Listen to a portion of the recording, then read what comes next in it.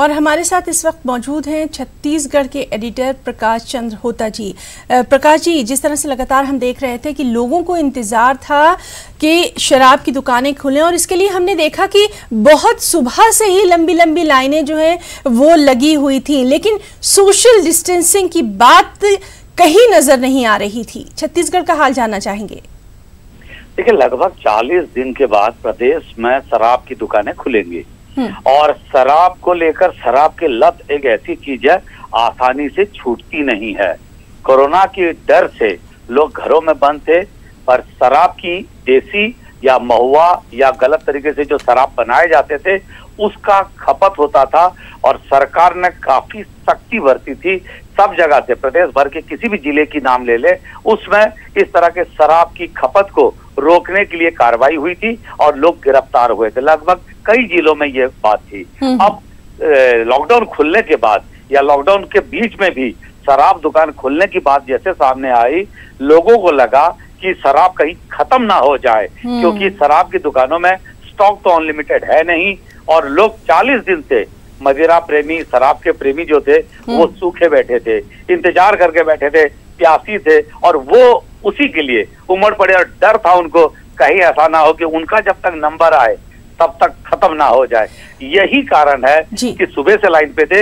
हिना, एक बात और भी बता दूं, बीच में ये भी खबरें आ रही थी कि दूसरे प्रदेशों से, मध्य प्रदेश है बाजू वाला राज्य है, मध्य प्रदेश और बाकी प्रदेश से भी इस तरह के शराब आते थे और महंगे दाम में बिकते थे।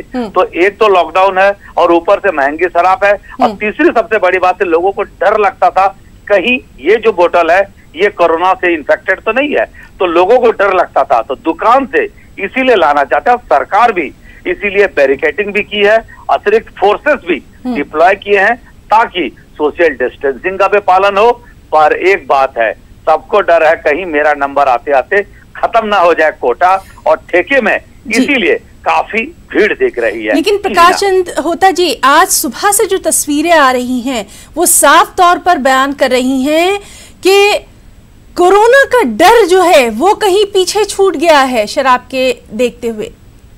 निश्चित रूप से ये सही है कि लोगों को लगता था, क्योंकि 40 दिन घरों में रहे और छत्तीसगढ़ की आंकड़ा बता रही है कि स्थिति काफी बेहतर है।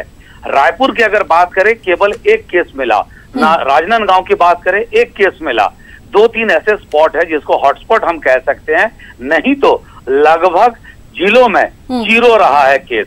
इसीलिए लोगों को लगा हमारे जिले में कोई भी केस अभी तक नहीं है और इसीलिए थोड़ा खौफ जो था, खौफ कम है।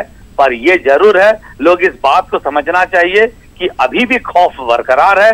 देश भर में जिस तरह के आंकड़े आ रहे हैं मरने वालों की और पीड़ितों की, ये जाहिर कर रही है कभी भी खतरा अभी भी टला नहीं है और लोग इस बात को गंभीरता से लेना चाहिए। जी ना जी, बहुत बहुत शुक्रिया अदा करना चाहेंगे।